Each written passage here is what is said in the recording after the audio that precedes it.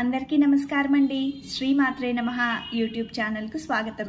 అందరూ ఎలా ఉన్నారు? అందరూ బాగున్నారని ఆశిస్తున్నాను. ఈ పార్సిల్ అండి, ఇది మనకి లాస్ట్ వీక్ వచ్చిందండి. అయితే నేను ఆల్రెడీ ఓపెన్ చేసేసాను. ఓపెన్ చేయడానికి ఒక కారణం ఉంది. ఆ కారణం ఏంటనేది మీ అందరితో షేర్ చేసుకుంటాను. అయితే ఫస్ట్ ఈ బాక్స్లో ఏమున్నాయనేది చూసేద్దాం. ఇది మనకి మైసూర్ నుంచి వచ్చిందండి పార్సల్. దత్తపీఠం నుంచి వచ్చిందనమాట. ఇవి ఏంటంటే లలితా సహస్రనామ పారాయణ పుస్తకాలు అనమాట.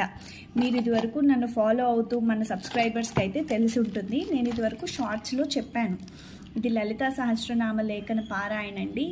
మనకి 108 నేను రాద్దాం అనుకుని తెప్పించుకున్నాను అనమాట.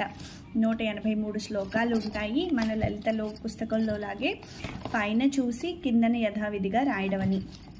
అయితే ఇది నేను ఒక మన యూట్యూబర్ ఛానల్లోంచి చూసి ఎలా ఉంటుందా అని ఒకటి తెప్పించుకున్నాను.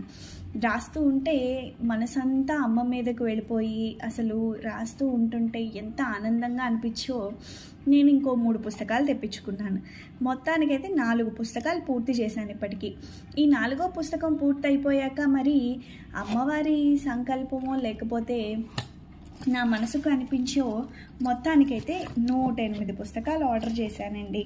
అమ్మవారివి 108 సార్లు లలితా సహస్రనామ పారాయణ రాద్దామని చెప్పి 108 ఆర్డర్ పెట్టాను. ఇవే కాదు, ఈ బాక్స్లో ఇంకో 108 పుస్తకాలు వచ్చాయి. మా అమ్మగారు రాస్తానని సంకల్పం చేసుకున్నారు. ఈ బాక్స్ అందుకే ఓపెన్ చేసేయాల్సి వచ్చింది.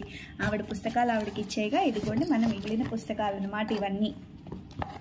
సో ఈ పుస్తకాలన్నీ, ఇది ప్రమోషనల్ వీడియో కాదండి, ముందే చెప్తున్నాను. నాకు మనసుకు నచ్చి నేను చేసుకుంటున్నది మీతో షేర్ చేద్దామన్న ఉద్దేశంతో చెప్తున్నాను అనమాట. ఎవరికైనా కావాలి పుస్తకాలు రాసుకుందాం అనుకుంటే www.ragaragini.store.com అని ఉంటుంది. లేదా ఈ ఫోన్ నెంబర్కి ఫోన్ చేసిన వాళ్ళు ఆర్డర్స్ అయితే స్వీకరిస్తారు.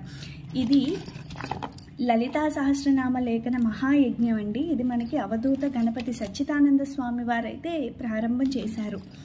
ఇది మనకి ఆన్లైన్లో ఇందాక చూపించిన వెబ్సైట్లో అయినా దొరుకుతుంది, లేదా స్వామివారు స్థాపించిన దత్తపీఠాలు, గణపతి సచ్చిదానంద స్వామివారు స్థాపించిన దత్తపీఠాల్లో ఎక్కడైనా వాళ్ళు బుక్స్ అమ్మే చోట అవైలబుల్గా ఉంటాయన్నమాట. అది దీని తాలూకా ఇది. దీనికి పెద్ద నియమాలు ఏవి ఉండవండి. చక్కగా శుచిగా శుభ్రమైన బట్టలు కట్టుకుని రోజు పూజ అయిన తర్వాత మీకు ఎన్ని నామాలు రాయాలనిపిస్తే అన్ని రాసుకోవచ్చు. నేనైతే రోజుకొకటి పుస్తకం రాద్దామని చెప్పి అనుకుంటున్నాను.